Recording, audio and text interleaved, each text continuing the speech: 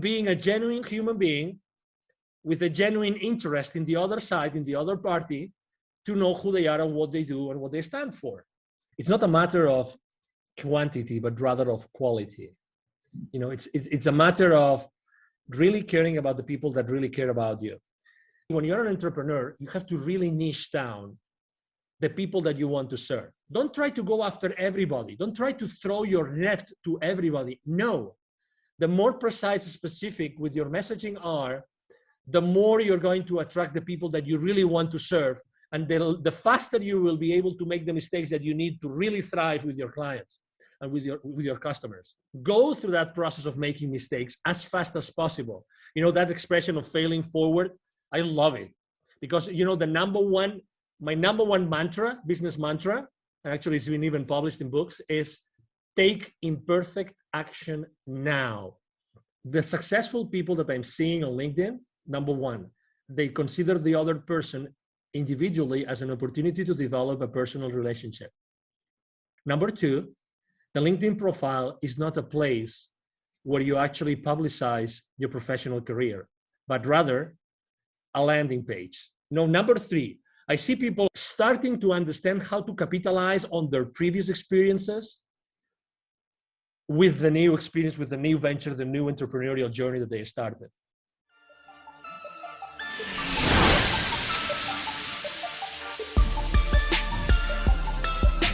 This is the Dragon Digital Marketing Podcast. Get ready for the digital marketing strategies and tactics that attract great customer relationships to your business.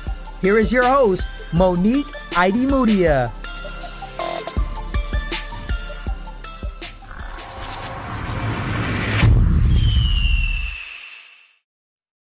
Hi, and welcome everybody to a new episode of the Dragon Digital Marketing Podcast.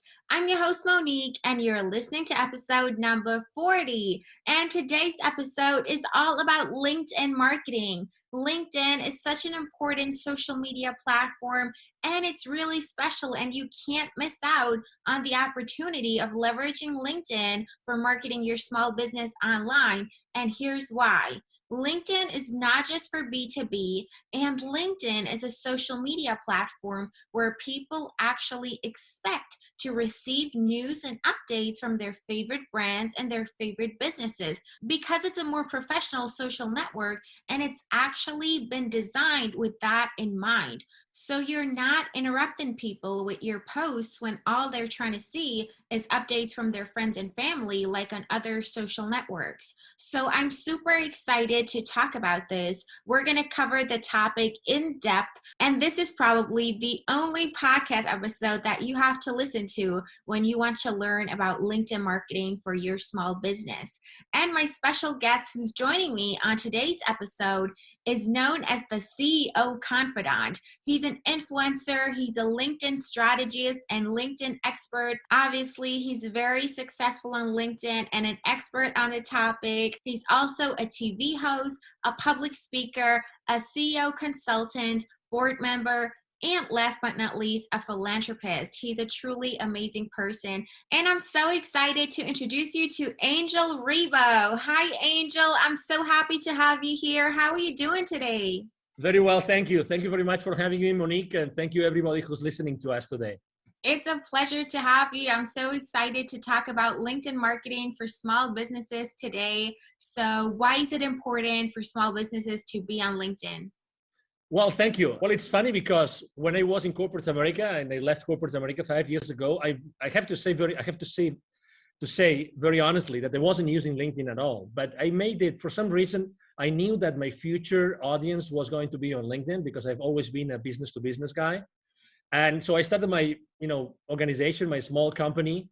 And I said, I think that, LinkedIn is going to help me. So I started to basically look around and see what people were doing. And my main goal, my number one goal at that time was, okay, so I have had all those many connections internationally with so many people. And also I had already lived in Dallas for 5 years at that time. But I said to myself, let's increase my outreach. Let's have a lot of connection. Let's connect with everybody that has been connected throughout my life. So I started the journey. The first step was literally like going out there, seeing everybody that I already knew, for some reason, I started connecting with them. So that ended up only like having, because not everybody is on LinkedIn at the same time, but I went from a few hundreds to literally probably like 1,500, maybe 2,000 people. And that sounds a lot for people that are starting on LinkedIn, but I said, no. I really want to like start going to the next level. So what about the connections, which are my second level connections, which are connected to my connections? Let's just start. And that really started the journey. So I consistently started to go and, reach out to my second level connections. And obviously, as I was doing it so much and I was using so much time, I said, how can I automate that? Then I started a small like benchmark. I downloaded 3, 4, 5 different tools.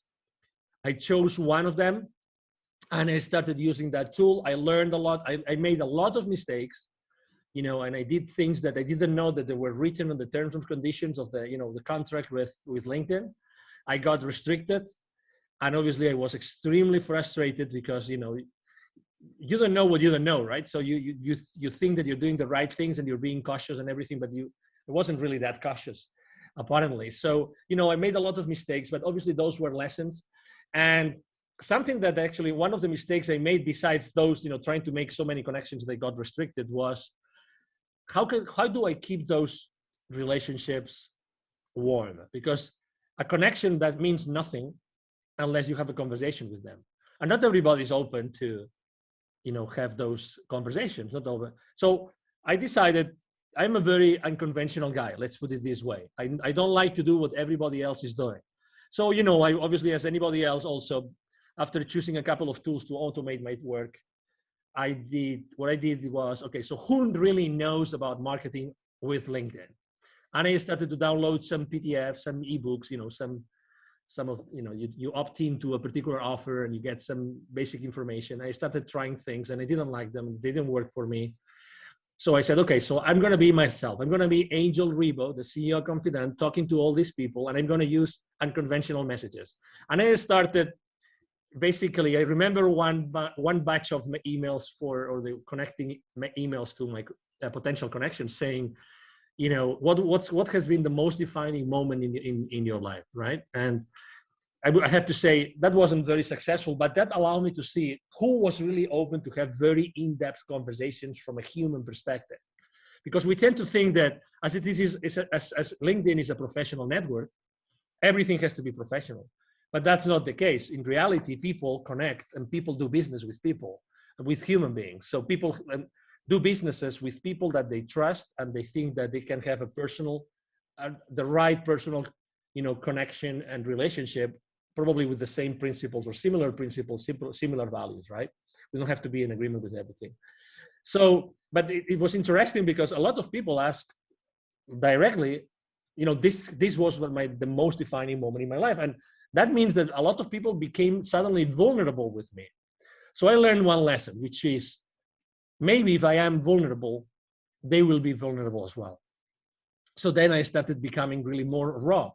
And something that people don't actually think about is when we start a conversation over email, it doesn't have even to be LinkedIn. People think that they have to immediately start throwing all your value to them. Like, let's say you and I were both podcasters and we want to have a lot of nice, very successful people, and we start reaching out to them. Hey, I have a podcast and, I'm only starting, but, or maybe I already have like 10,000 people following the podcast and I have 20,000 downloads or maybe only 500 downloads. It doesn't matter. In reality, nobody cares about what you are, or who you are or what you do. In reality, people care about what you can do for them. So that's very important. So, I started the conversation with them at that point as if I was in a face-to-face networking event. So let's say you and I meet for the first time. You're in St. Petersburg, Florida, a wonderful place. And there's a boat trade show in St. Petersburg, which actually it happens a few times a year. And I go there and we meet in a parallel networking event to the show. The first thing we're going to say is probably, hi, Monique, because you will have a badge, right? Hi, Monique, how are you? I'm Angel, I come from Dallas. That will be probably the first conversation, right? Very, very informal conversation. And maybe, we get into a conversation and we get to know each other a little bit and we get to talk about what you do in your life, what I do in my life. And maybe we kind of like each other, so we continue the conversation. And maybe, when you support the small businesses, I can send you a few leads your way. And when, someone wants to go international and wants to expand internationally, maybe you send them my way, and that's how things are being built, from being a genuine human being with a genuine interest in the other side, in the other party, to know who they are and what they do and what they stand for. Would you agree? Absolutely. I absolutely agree. That's the secret to everything. Yeah. Exactly. So, I understand that a lot of people have their recipes and have their swipe files and they have their strategies and everything. And that's great. But, I think that until the moment in which you realize that being yourself fully is that you start thriving, that's the most important epiphany that I would probably recommend every single entrepreneur out there, every single business owner, that they try to shorten this path. Don't be in doubt. I'm sure that maybe in the beginning you don't really know if that's the right service to offer, the right product to sell. I don't know if that's the right way to say it. It doesn't matter. There is an exact correlation between the amount of energy that you're going to put on everything that you do and your results. And it doesn't have to be necessarily like politically correct or marketingly correct or salesy correct. Really, it's more important that you are yourself, genuinely yourself, and then everything will happen. Honestly, everything will happen. It's all about energy. I have a friend. He's very good. He's one of the few people I know that really understand sales. His name is Jim Padilla, Padilla, and he always talks about this, about being you, genuinely you, when you are, positioning yourself, your products and your services to anybody else. That's honestly 90% of your success in your entrepreneurial journey, Monique. Absolutely. It's all about authenticity and putting yourself out there, being a genuine human being. And that's how you get connections in real life as well as online. LinkedIn should just be an extension of, the real physical world that we're in, and now we're taking it online, but the same principles apply. If you walk up to a person and you're immediately pitching to them, or even worse, it's an automated outreach message, you can tell at the first sight that it's not real, it's not authentic, it's been generated by a bot, and that just doesn't make you look sympathetic, and people will not want to connect with you and engage in any further conversation with you if you haven't made an effort to learn more about them and build rapport and so on and so forth. So you've touched on a lot of things. You got burned with. Sorry about that, Monique. No, that's a valuable experience to share because it taught you to be authentic and to reach out to people manually, right? And you started with your first degree connections, and then you went to the second degree connections and so on, and just expanded your network and actually reached out to those people. The connection itself doesn't give you anything, but you have to start a conversation, and that's how you do it. That's the strategy. That's the plan of action that you have to map out to be successful on LinkedIn. So absolutely. Would you say that LinkedIn is only for B2B, or can people who are in B2C also leverage LinkedIn for their digital marketing? Oh, definitely. And I'm probably a good example because, for instance, of my 20, right now I have around 27,000 connections. I have a high level of engagement. I typically have an engagement between 6 and 10%, 9 something percent on my posts, which is pretty high. And I have thousands of views of all my posts. And I would say that, one of the lessons I've learned is that you have to not only be genuine on that connection, on that relationship, but also that when you continue that conversation, that you have to be, it's not a matter of quantity, but rather of quality. It's a matter of really caring about the people that really care about you. Obviously, we all would like to, right now or tomorrow morning, we get up, we go to LinkedIn, and our last post has 20,000 views, 3,000 comments, and 5,000 reactions. But this is related to the game of influence. I'm going to repeat this, the game of influence. I think that not many people are able to master the game of influence. And there's some theory and there's some practice there. Okay, so I would like to to actually tell you that if you really want to excel on LinkedIn and other places, right now we're talking about on LinkedIn, I think that it's important that you learn how the game of influence really works. And obviously, the media knows this very well, and entertainment knows this very well. But let me tell you, as an entrepreneur, that you're listening to this, to Monique's podcast today. In order to start playing the game of influence, I would like to actually even recommend you an author, because she's written a lot about influence, and she's great about it. The number one rule, and the first rule, not the number one, but the first rule when you want to start playing and gaining more influence for yourself, for your content, for your brand, for your company, is that in order to gain influence, you have to give influence as a first step. You have to give influence. Don't ever consider yourself that you are small. It doesn't matter how many connections you have.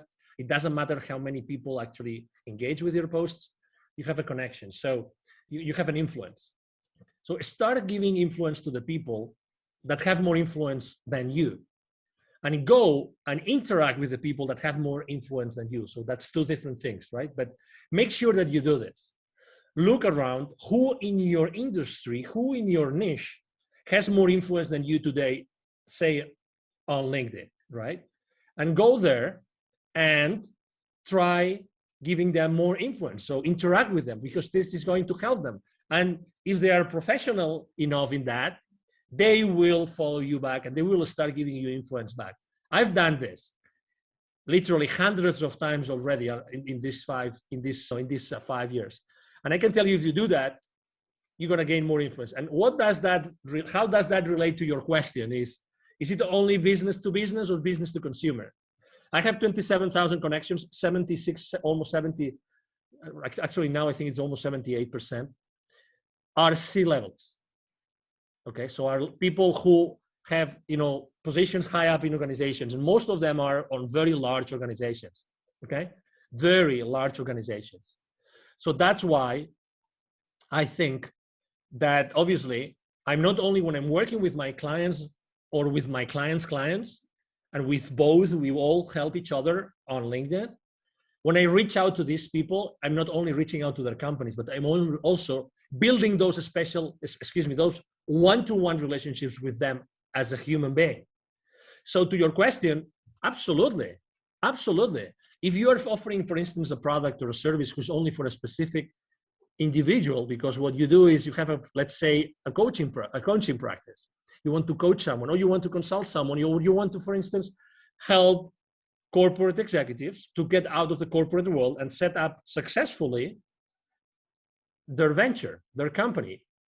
Is LinkedIn the right place? Of course. But also, if you're offering, let's say you're offering luxury hotel stays in, I don't know, in Bahamas, for instance, or villas, is LinkedIn the right place to do it?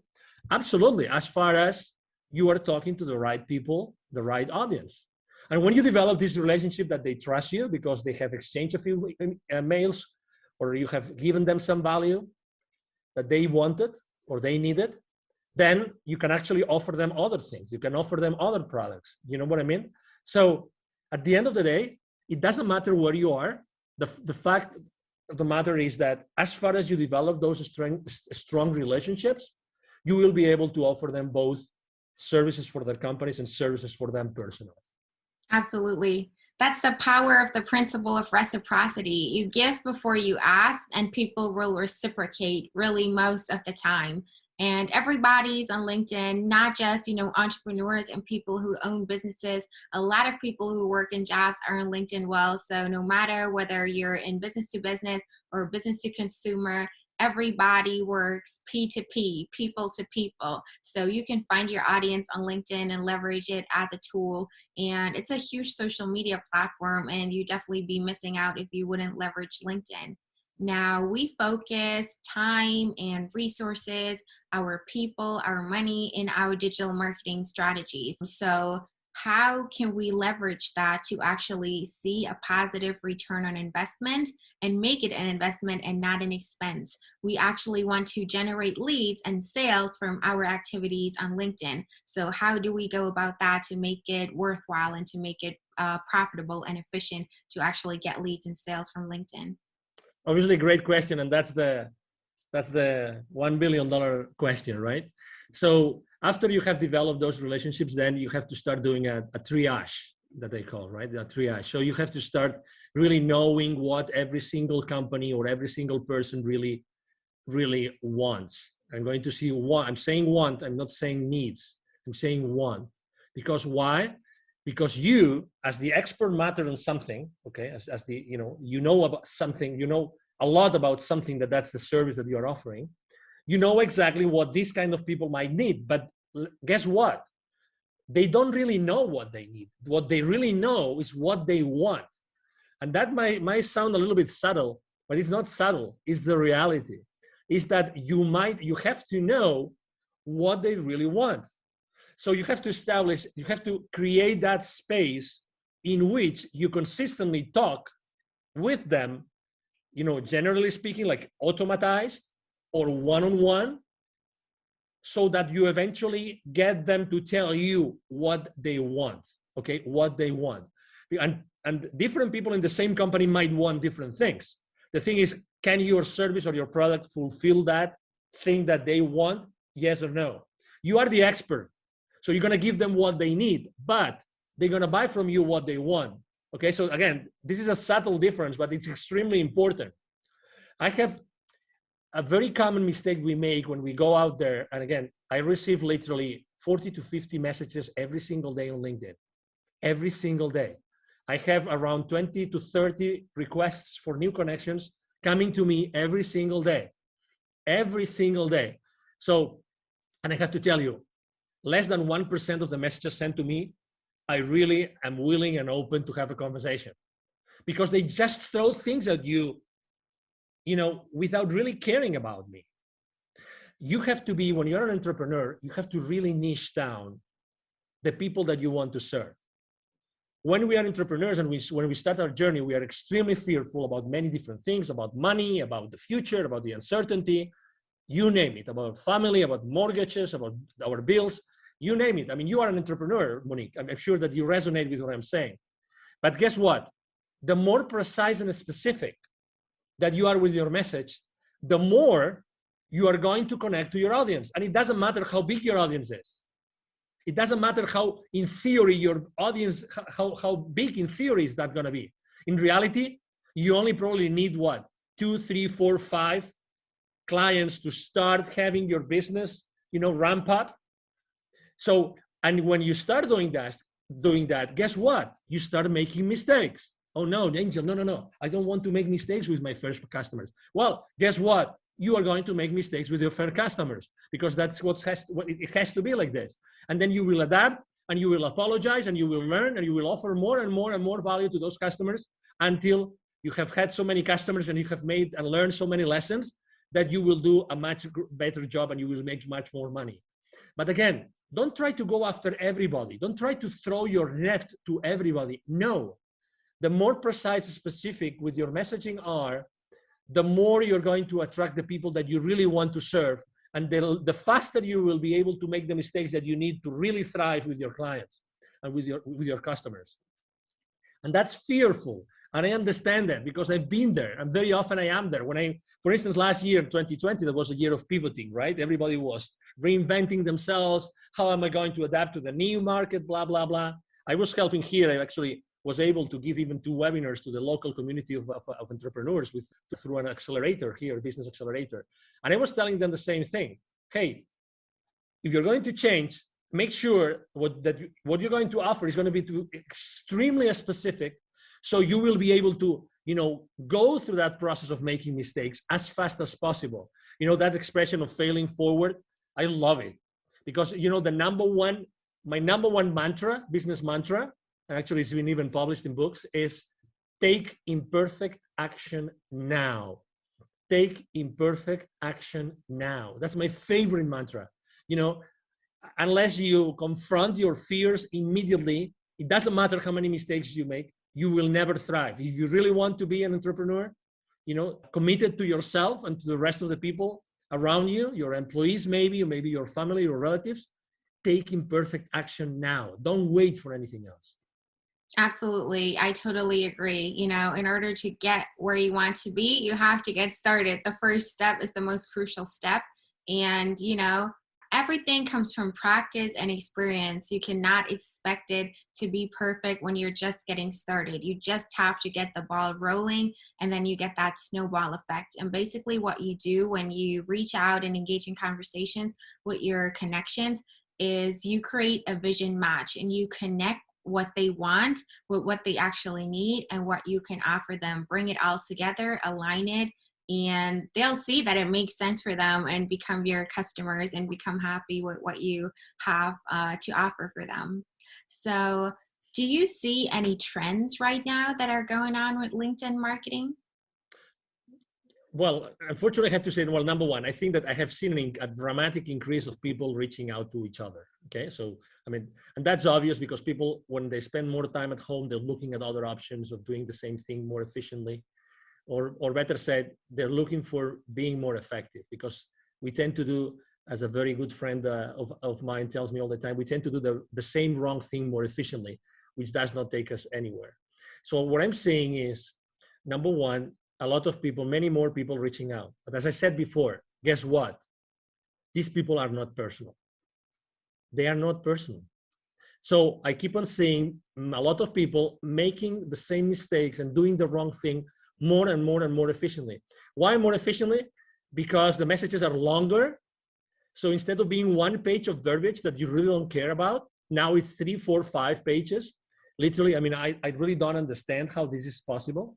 But anyway, so the successful people that I'm seeing on LinkedIn, number one, they consider the other person individually as an opportunity to develop a personal relationship.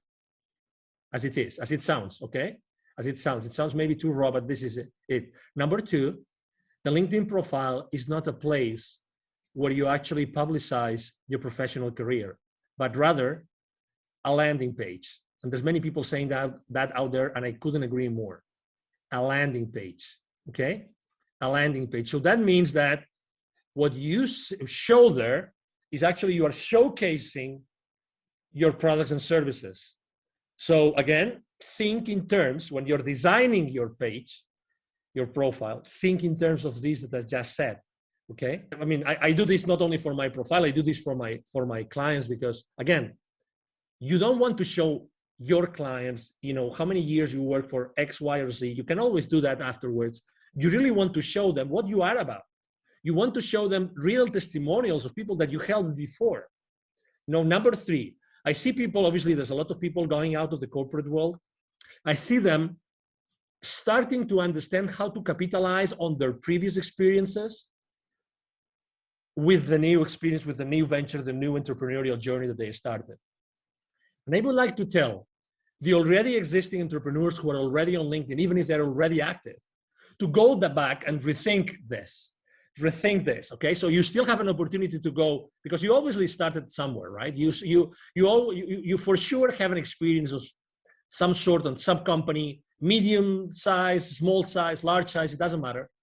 Go back to that experience and think about how can you change your presence on your profile so that becomes a beacon, so that everybody sees this amazing testimonial, this amazing experience that talks to the audience that you want to serve. And that's another thing that I see very, very, very clearly. So the people are starting to understand that the profile is much more. And probably the last trend that I would say that I'm seeing more and more often is that people are obviously reaching out to experts on the matter. Let's say they're not taking risks. So they want to go to someone that has already been successful with LinkedIn, that has already been able to make the mistakes so that they avoid making the mistakes. If someone gets restricted on their profile right now, very honestly, and there's thousands of them every single day, is because you want. Because I already warned you. I made the mistake. So why would you make the mistakes if I'm telling you what mistakes not to make? You know what I'm trying to say? One of the main mistakes I made, I don't know about you, Monique, when I started my journey, I didn't ask for help. And that was a big mistake, because the most precious resource that we have in our lives is exactly that, time. It's time. I wish I had invested more in other people helping me when I started my journey, because they would position my business into a place in which I would probably have saved 6 months, 12 months of time. And time is the most scarce resource. The only scarce resource actually we have is time. And I would encourage everybody of you listening to us today to please consider investing in people that have already been there, that have already taken that journey, so you are able to learn all those lessons and really don't waste so many months or even years in your life trying to do the same wrong thing more efficiently, but rather being more effective. We need to be more effective, Monique. Yes, I absolutely agree. All of those people who are reaching out with those annoying, unpersonalized, automated messages, they're not really your competition. Everybody ignores them. Everybody's just annoyed by it. They're not taken seriously. And, nobody is willing to give them a chance and do business with them because they've messed up the first impression. That's number one. Then I love your analogy to your profile not being, a CV, but it's your landing page. So you can really showcase yourself there and use that as a tool. And what do you think about creating content as well, posting on LinkedIn and really leveraging all of the features that the platform has to offer? Exactly. Well, obviously you're preaching to the choir here, and you know that, as I said before, I post every single day. About content creation, obviously I'm a big believer, and I think that, I learned many lessons in there, and I would love to share them with your audience, obviously. Number one, you have to be persistent, okay? So I have to say that I wasn't persistent before, and I wasn't creating before I wasn't persistent, and I was just sharing someone else's content. You can do that, and it's not bad, and you are helping someone else. And it's okay, but it was until I started, and I have been right now probably posting every single day for the last literally 10 months, probably right now, every single day. And I'm posting, I would say, three types of, or two types of content, just to simplify, to make things easy for people. Number one, I post about my business and about my clients' businesses. Okay, actually, I myself, I use my profile, I use my influence, so I actually help my clients with my exposure. So I expose their content, their videos, their interviews with my audience. I mean, that's what influencers do, right? We use our influence to favor the business of someone else, and that's something I do. So then I have a first type of content, which is my own content and my clients' content, and that is typically 3 times a week, 3 days a week. Okay, and then. So I post typically once a day. And then the rest of the days, it's really related to something personal that happened to me, or something personal that I see happening to others very much, and I think that interests them, or something which is related to a specific date. So it's Nelson Mandela Day, or it's St. Valentine's Day, and then I post something about it. And I have to say, I mean, I love writing copy, and I have actually a great copywriter in my team, and we really, I mean, we really love to do it. We really love to do that. And if I had to give you a reason why I post so many days personal stuff, it's because people like to know really who you are. People like to know what you think. And I'm not very controversial, because on my posts, not because I don't want to be controversial, it's because who I am. I'm not controversial. I mean, I've always been that guy. I come from a Catholic family in Spain, and Spain is a very Catholic country, and I always was trying to be in the middle and try to be the moderator in fights, this kind of thing. That's who I am, right? So last year, for instance, I can tell you that I posted a lot about building bridges. Everybody was burning bridges. Everybody was here or there, and you are in Florida. So, I mean, I think, as you know, Florida is also a very polarized state, right? And Texas was also very polarized last year before the election here in the US. You know what I'm talking about. So I did not post about politics, not one time, actually not one time in my life, just because I think that we human beings, we need to discuss other stuff.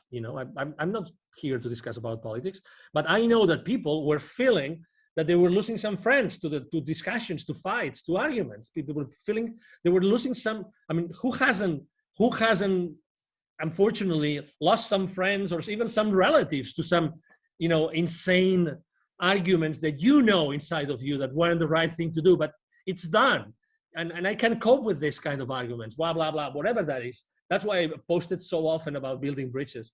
And the other thing I actually posted a lot last year, just as an anecdote, was give me a break. I really posted many times about, those days that you woke up and maybe you listened to the news, you made the mistake of listening to the news, and then the news, guess what? Boom! It was like a download of, oh no, I'm depressed for the rest of the day. So I know that people needed a break, and people needed to actually listen, that someone was listening to them, that really we all need a break. Maybe we cannot go anywhere now because there's restrictions traveling or whatever. Maybe we can just go to the neighborhood. We could just go to the county next to us and do something different for a day. We can just stay at that other hotel. You live in St. Petersburg, maybe you don't need to go to the beach, but you like to go to the other side of the peninsula, and it is what it is, just for a change, just to change your mind and put yourself in a different mood, in a different emotion. So I think that it's very important for your audience to know who you are as a person, and also obviously to post about your business, because you want to do business at the end of the day. Yes, it has to be well balanced, that's for sure. Exactly. So what do you think about influencer marketing on LinkedIn? How is it working with influencers on LinkedIn? It's certainly very different from the, stereotype of an influencer who's doing beauty, makeup, or travel or whatever, and they're calling themselves influencers. It's different on LinkedIn, right? Yeah, it's different because obviously, the services that we offer and what we do is really tailored for that kind of audience. But you said it very well. Actually, there's actually, I'm right now in conversations with several luxury brands because they know that they can reach out to thousands and thousands of C-levels that obviously are the target market for their products, right? So yes, it's different. So I would say you have to be extremely professional with what you do. There's no, what's the name? I don't know the name in English for that word, so it's just coming in Spanish to me. But you have to be extremely consistent, coherent, that's the word, coherent with what you're putting out there, right? If you are a coherent, you're a serious business person, it's the same thing when you're using your influence for other brands. And actually you have to be even more coherent with that seriousness, with that, that principles and those values that are behind your brand, in my case, the CEO Confidant brand. And you have to be extremely respectful with all your audience. So I don't really see a lot of people using it. And for instance, I'm using it because I already told you I use my influence. So I am an influencer on LinkedIn.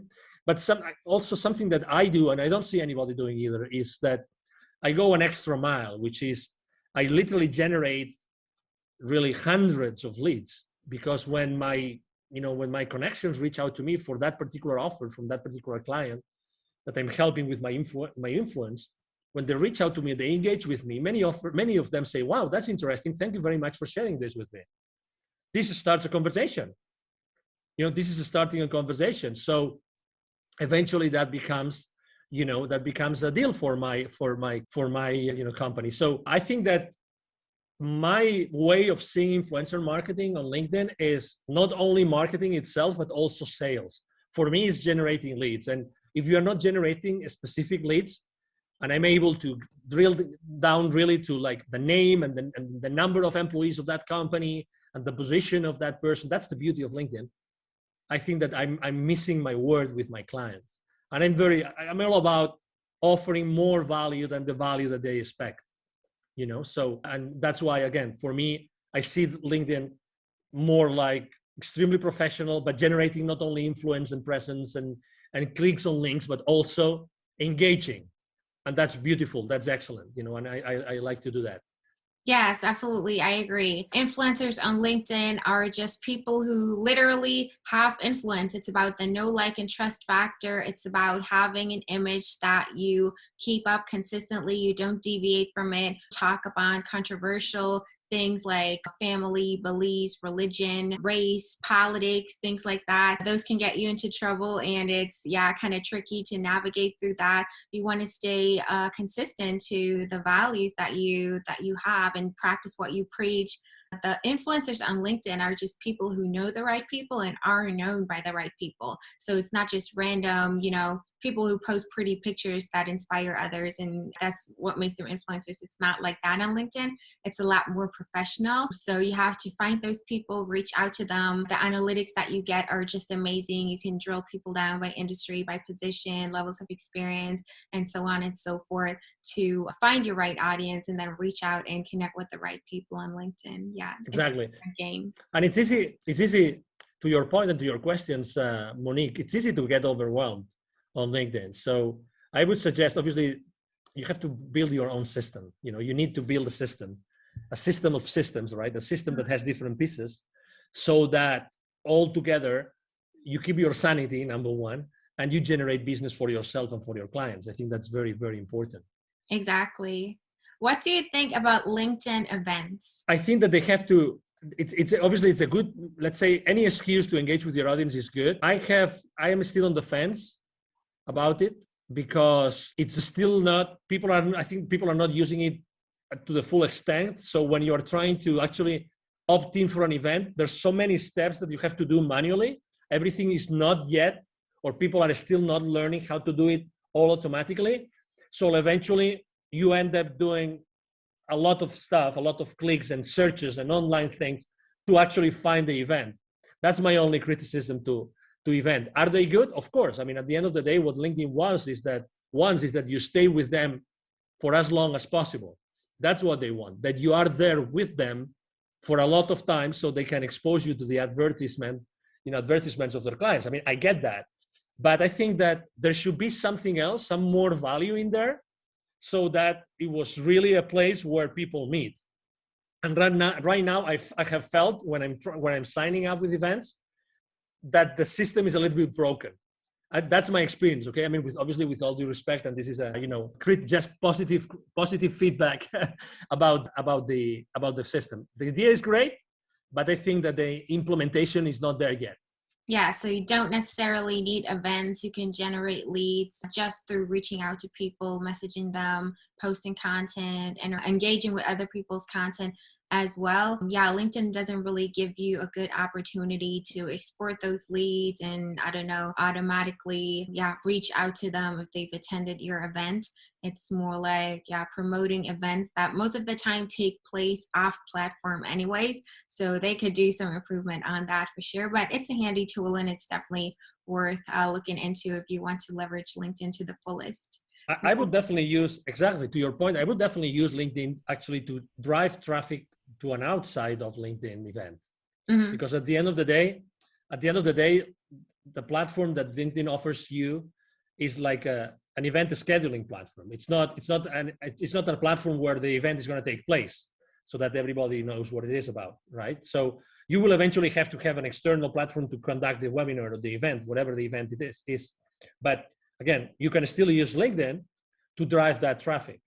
And obviously, in order to measure your traffic on your profile, it's very easy. You see how many people have actually viewed your profile, and you see this when you go to your main page of your profile, you see that traffic. So as you know, unless you measure something, you don't know if you're really managing it.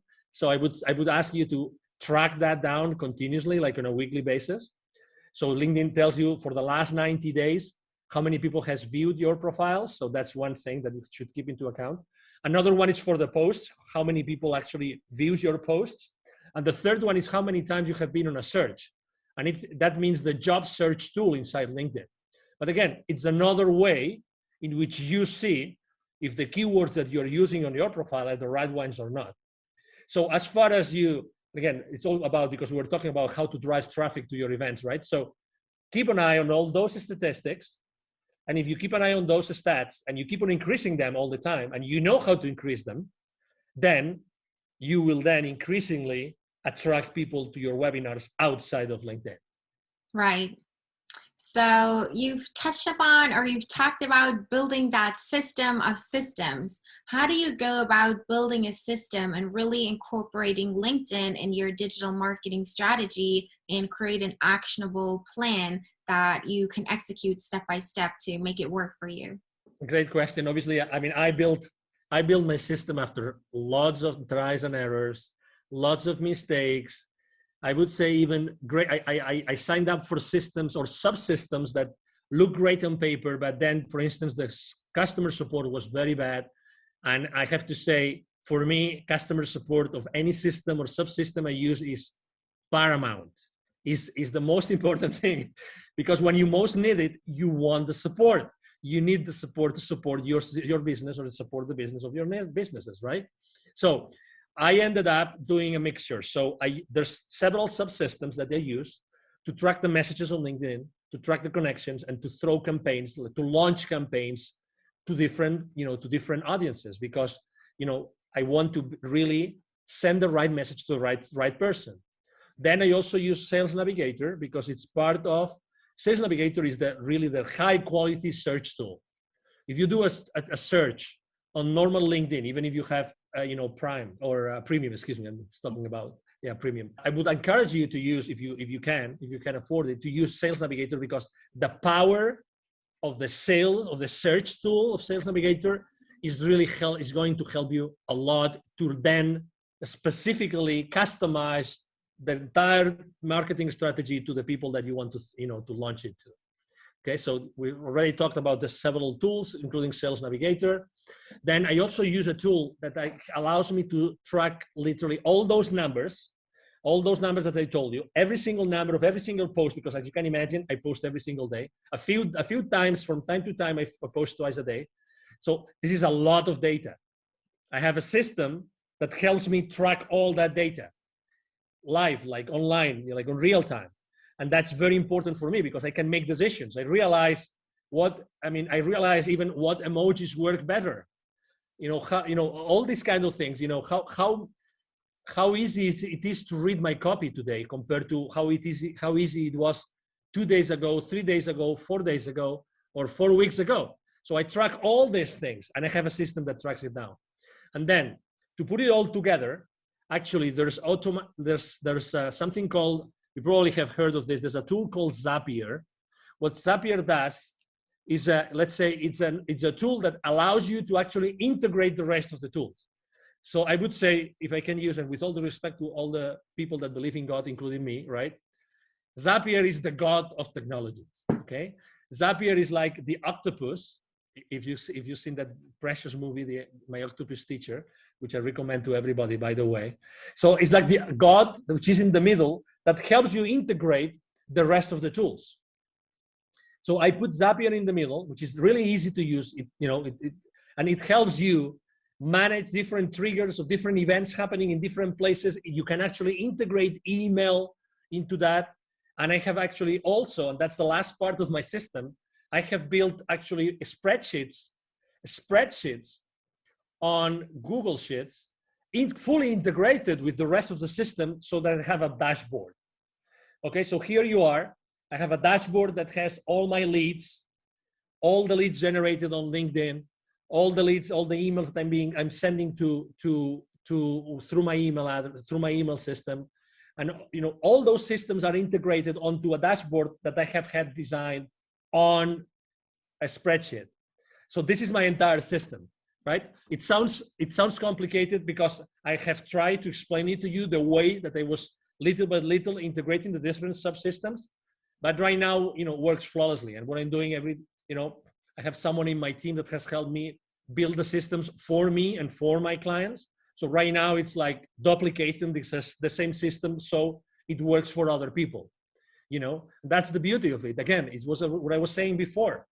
I mean, it would take for you many months just to do a benchmark of the different technologies and subsystems.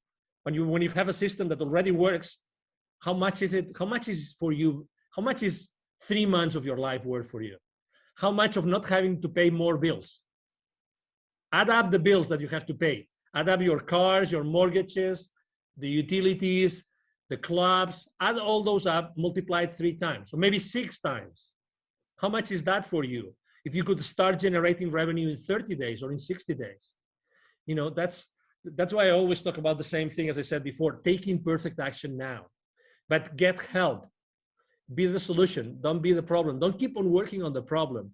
Work on the solution today. Yes, I think that leveraging marketing automation and taking advantage of all of those tools to facilitate the processes for you is a smart thing to do.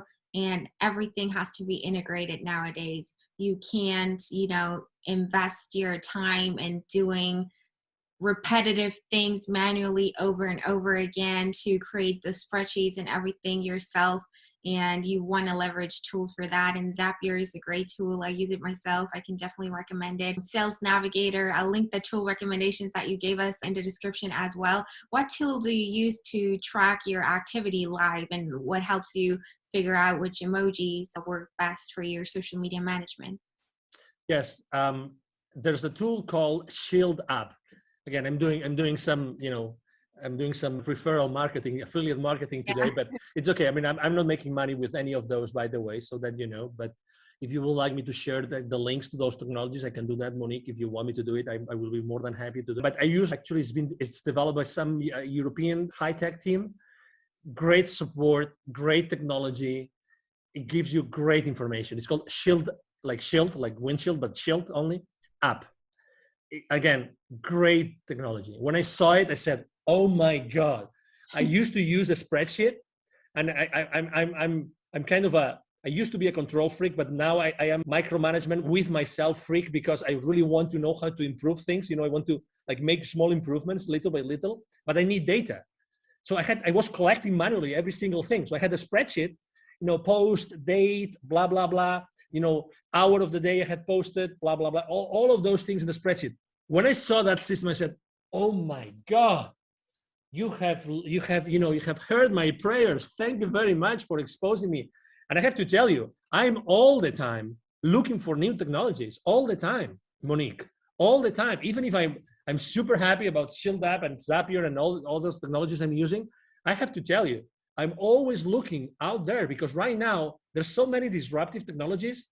There are so many, Monique, that, I mean, there can be right now out there some technology that probably can do something for you that you don't know, you can't even imagine, using machine learning, using artificial intelligence. Oh my God, that could probably save you 2 months of marketing, 3 months of marketing, or 6 months of prospecting, of cold prospecting. Oh my God, what does that mean to your business? Again, we entrepreneurs, I think that we're very conscious about all the bills we pay every month, right? So every month we pay those bills, and those are so much, and how much money I have to generate every month to break even, or obviously to make money so I can save up for a new car, for a new vacation, for a new experience, or for having this wonderful present I want to give our parents, right? I mean, who doesn't want to give a better life to their parents, Monique? Absolutely. Yeah. That's why I love asking about tools. I'm all about, leveraging technology to make things easier and faster and automated for us, so we can spend our time doing the things that are more important for us, and we're not wasting time. We have to be the most efficient nowadays. Absolutely. Thank you. Thank you very much. I have to say that I really love it when the rubber hits the road, because it's really there. I mean, right now, everybody listening to us, they can go out there, look for it, buy it, try it, test it, and see, oh my God, yes. Yes. And that's what we want. I mean, we really want, you are a public figure, I'm a public figure. We are here to really help people. We really want to make these shows, these conversations useful for people. We really want to do it. Yes. That's why we do it. I mean, we're using our time. It's, we're recording this on a Friday. I'm sure that you have many better things to do today. You could be, you know what I mean? I mean, we have choices in our lives, but we still choose to be here because we want to really share our experience. If our experience can help someone, if today there's only one person, even if there's only one person that resonates with my message today, oh my God, this conversation with you, Monique, has been enough, because we've changed someone's life forever. And that's the beauty of having these conversations publicly. Yes. So what benefits of LinkedIn marketing do you see that no other platform offers? Segmentation, I think it's very important. You own the data. You don't have to trust that someone is going to categorize the data for you as other platforms. In this case, you know exactly who you're talking to. And you have contact information, direct contact information with the people that connect with you. Okay? Obviously, in the bad hands, that is going to lead you to a restriction. But the good thing is that you really can touch upon the data of the people that trust you and you trust them. And that's extremely important. Okay, as I said before, and you asked me, is it only B2B or maybe it can be also B2C? Absolutely. If you do it right, Again, if you do it right, it can be B2B or B2C. For instance, I had a client that he was developing a personal app, right? A personal app. And that app, he was only thinking of, no. In order to sell that app, it's for private people. It's for, it's for the mom and pop, and maybe not young people, probably mom and pop, or, middle age, blah, blah, blah. I should use probably like, it's probably going to be Instagram. And I said, well, and do you think that maybe there are a lot of mom and pops that work in large corporations? And do you think that maybe that could interest a corporation? So again, it's the flexibility, it's the granularity, that's the word. Granularity of information that LinkedIn offers to you that you can actually then use to, drill down to who you really are interested in talking. And that's beautiful. Again, read the terms and conditions, because you don't want to be restricted. But this wealth of information, again, to be honest, I consider LinkedIn to be a search tool. It's nothing but a search tool, to be honest. It's a search tool, but a very powerful search tool that allows you to do a lot of things. But it's a search tool. Yeah, that's right. It's a very powerful search tool. Actually, if you go now to Google or to any search tool and online and you put my name, I bet you that probably the first line of Angel Ribo, R-I-B as in boy, O, is going to be my LinkedIn profile, for sure. Obviously, because I have thousands and thousands of people watching my profile, every single day, but also because they want to be a search engine. They want to be so that whoever is looking for someone, the traffic is now driven back to LinkedIn. That's what they want. LinkedIn wants you to be spending a lot of time on LinkedIn. That's what they want. Yeah, so it's self-reinforcing, and your goals and the goals of the platform are aligned, and they keep pushing you more and more because you do what the algorithm wants to see. You don't, try to drive people away from LinkedIn and, always link to other websites and try to get them to leave LinkedIn or whatever. No, you're using the features that LinkedIn offers you to engage with people and pursue your marketing goals, and you're doing it all on the platform. You're using their events feature, their messaging feature, you're sharing content directly on there, you're endorsing people, receiving recommendations, giving recommendations, and collect everything on LinkedIn and use that as your marketing tool, use your profile as your landing page, and that helps LinkedIn out. And if you help them out, they want to help you out too, so they're not going to punish you, they're going to give you an amazing organic reach and all of that, and it's just a win-win. That's right. So LinkedIn also has this feature where you can publish articles. So you can also use it as an extension of your blog and publish stuff there on LinkedIn. Do you recommend doing that as well? That's a great question. So I have used it for my clients. I have used it for my own only one time. And the reason why I have done it so little for me and also so little for my clients is because I think that written content, even if it has pictures and it has, photos and it has charts and it has bullet points, how many people do they really have the time to read the entire article? That's number one. Number two, how many times, if you reduce the size of the device screen, right? You might have the time, you have a great screen, you might have the time that you might like even to read it because it's fancy. But if you're on your cell phone and we know that consumption from mobile devices is going up, how many are they going really to see that article, to read that article? You know what I mean? So it's all about traffic. So as much as I could be, I have a group of content, developers, creators. So I could have articles every week, and I'm not doing it because of that, because I'm not sure that I'm going to be adding the value that my clients are going to have the time to read. That's why.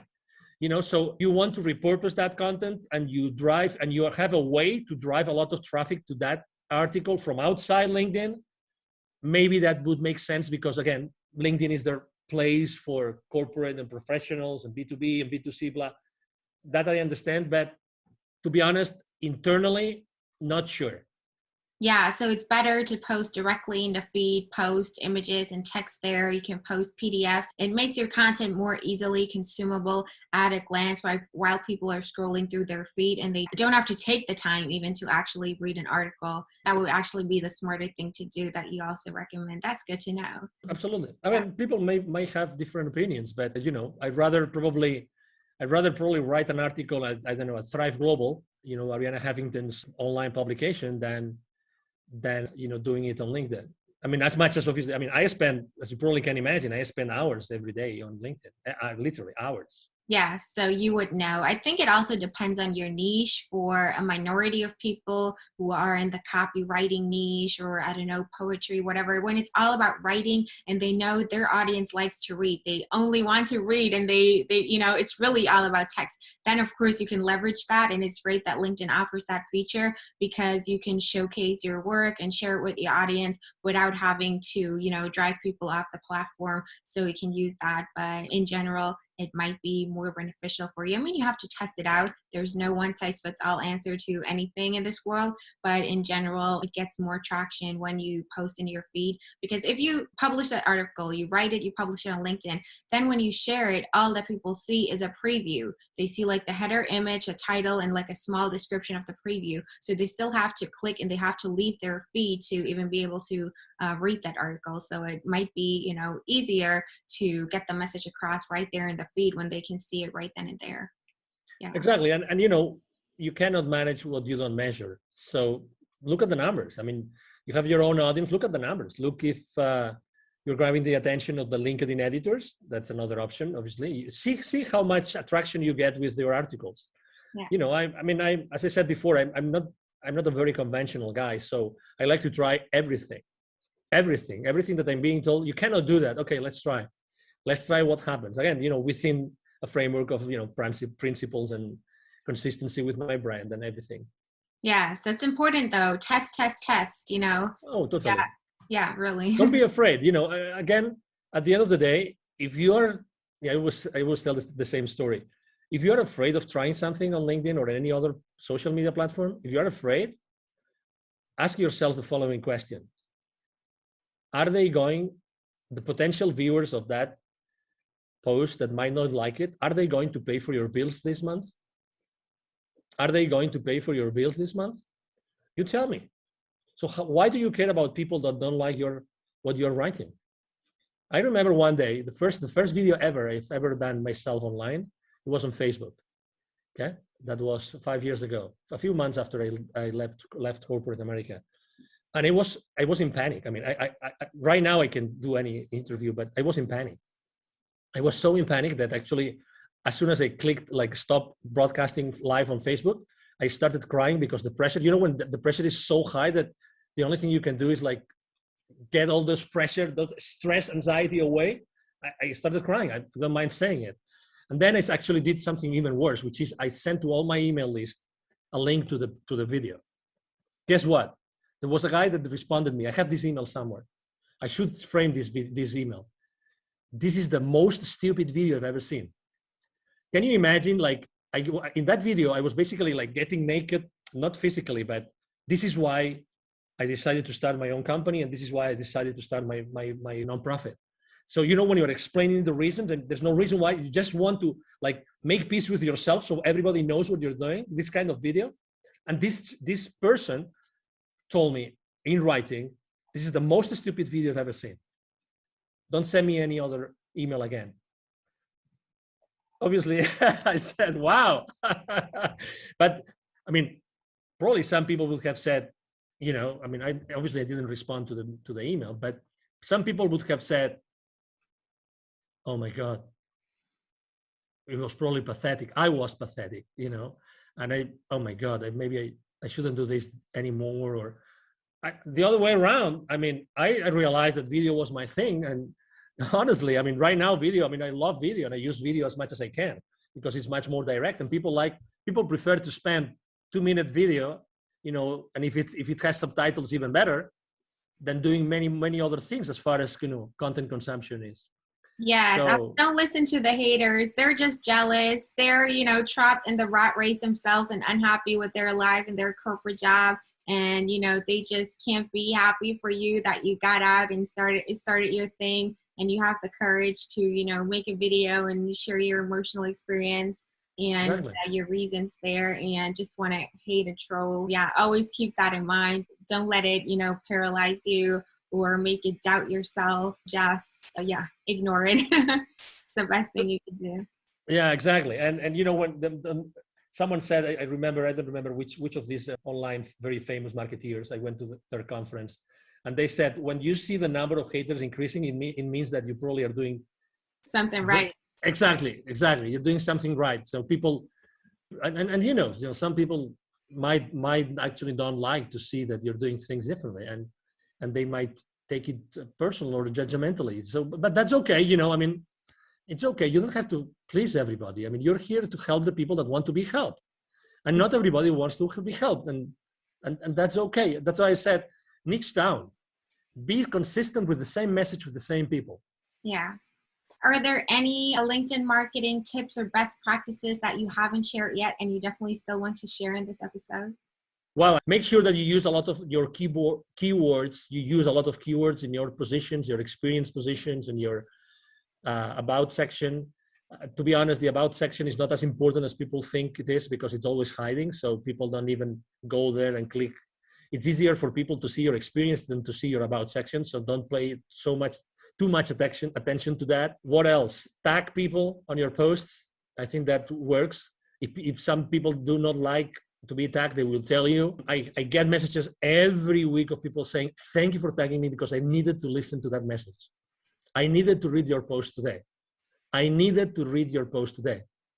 So, again, don't ever think that, don't prevent yourself from doing something because you think that you might upset someone. Never, ever make a decision thinking on these terms. Honestly, never. And so I do tag people. Another very easy tip I can tell you is that it's been shown that the perfect number of hashtags on your posts is 3. I would recommend you to actually choose the right tag hashtags for what you're doing. And I like to use hashtags that have huge outreach. I like to use 3 hashtags that have huge outreach, because very often I get this notification that, hey, your post got trending on innovation or on technology or on any other, or on startups or any other of the hashtags I use. And obviously, who doesn't like that? Who doesn't like to be found like your post is trending on that particular hashtag? That's very nice, right? It and everybody is, exactly. Don't be afraid of reaching another tip. Don't be afraid of reaching in theory, highly powerful people in corporate America, because they are as human beings as you are. And again, if they don't want to connect, they will not. So just have a genuine conversation from you, whoever you are. I'm XYZ, and I'm reaching out to you because of this, and that's it. Again, don't be afraid of making mistakes. There can be, I have really, really like very powerful people on my LinkedIn. I have multi-billion-dollar, CEOs, company CEOs on as my connections. And I treasure a lot those connections, and I don't bother them unless it's necessary, and obviously bother for me means sharing some value that I think that it might be useful for them after I have had a conversation, right? Absolutely. So exactly, spend a lot of time, see what other influencers do, see what, again, don't take anything for granted. Very often, people are offering me services on LinkedIn services, and I go to their profiles, and guess what? I look at their posts, I look at how many people engage with their posts, and guess what? Are they walking their talk? That's my question.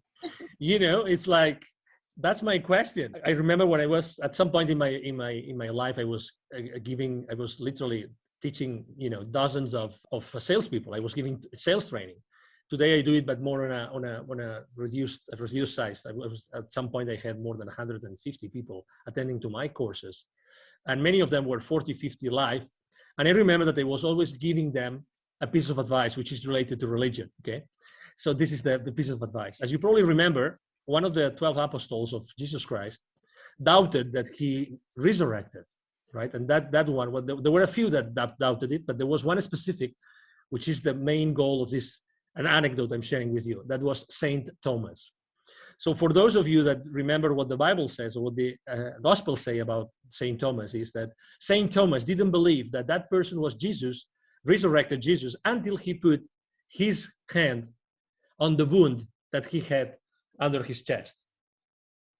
And I always use this anecdote with my salespeople, which is never believe anything that anybody tells you in any company until you see it with your eyes, until you put your hand in the wound, in the side of the body of Jesus. Don't believe it.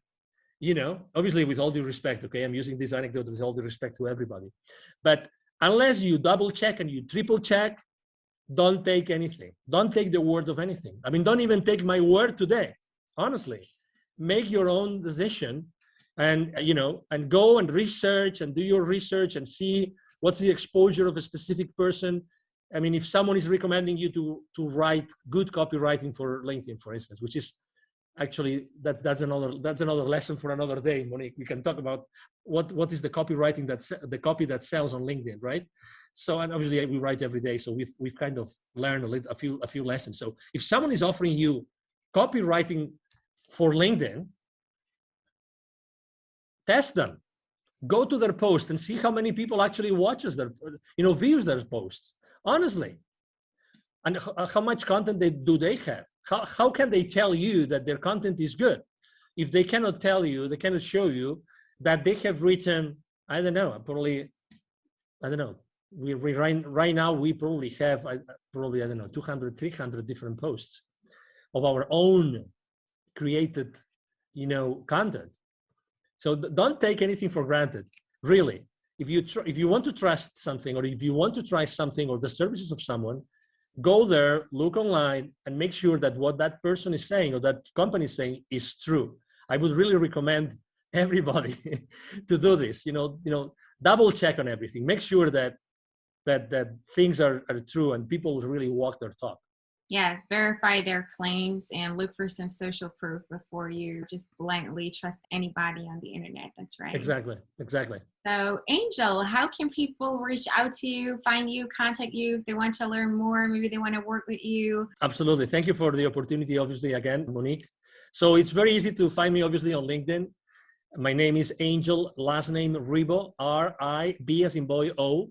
My brand is the CEO Confidant. So if you go to even if you go to Google, you will find me easily, Angel Ribo. I have a team of people working with me. So we answer all the messages on LinkedIn, those 40, 50 daily messages on LinkedIn, they all get answered, all of them. And also my emails, I would like to actually offer my direct email address. And again, I respond, either myself or my team will respond the emails. My email address is angel@angelribo.com. angel@angelribo.com. That's my email address. And again, I would love to engage in a conversation with you. I mean, very honestly, I talk to a lot of people. I'm really the kind of person that whenever I can help, I help every single time. Anytime I'm being asked, I mean, just to give you an example, for COVID, this local business accelerator that serves so many small business owners and entrepreneurs and startups, they asked me if I wanted to be their mentor for some of their organization. I said, of course, anytime. So I'm this kind of guy. I like to help because I believe strongly in something that you said. And actually, I believe in that law, universal law of reciprocity. I mean, it is what it is. We cannot fake it. We can't change the laws of the universe. It's the law of reciprocity.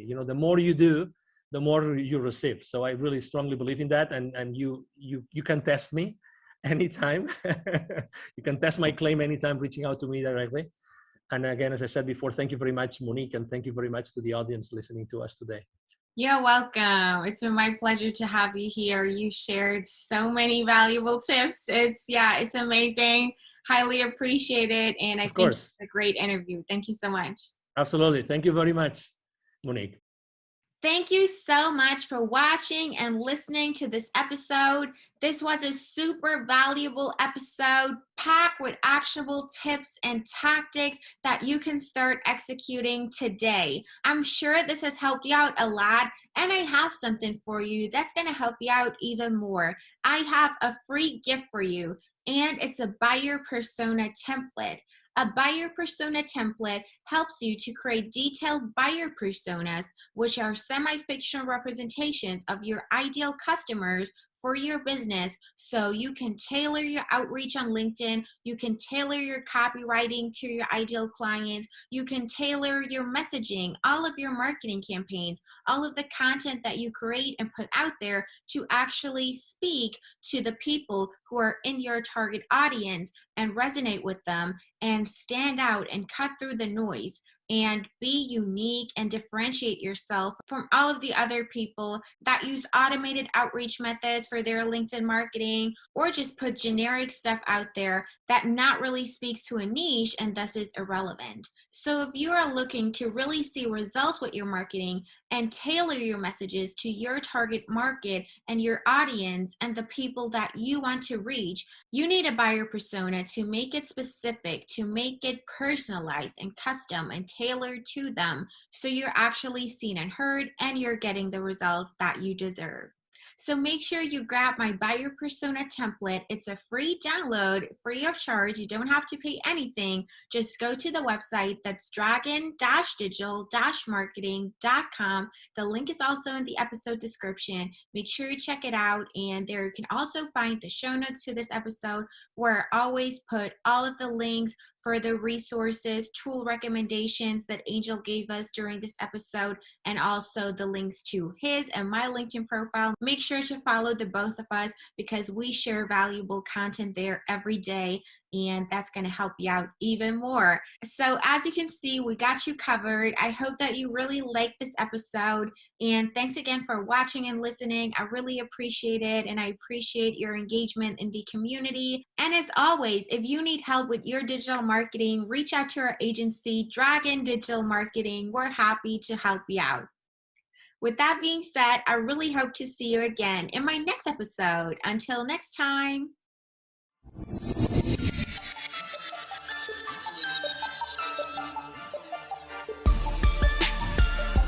Thank you for joining us for this episode of the Dragon Digital Marketing Podcast. You can visit us at dragon-digital-marketing.com for more resources and for more episodes. Let us know how you like the show and write us a review. We are grateful when you like, share, and subscribe. We appreciate you.